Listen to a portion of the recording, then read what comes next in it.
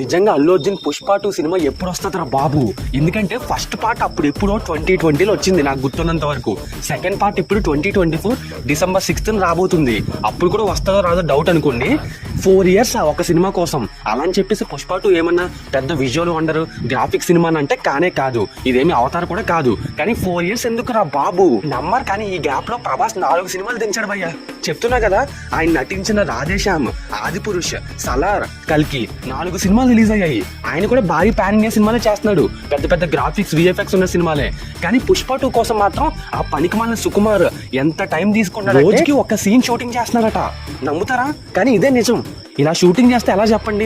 ఏదేమైనా July ending కి shooting మొత్తం కంప్లీట్ అవుద్ది. ఆ తర్వాత ఐటమ్ సాంగ్ షూటింగ్ అయితే చేస్తారట.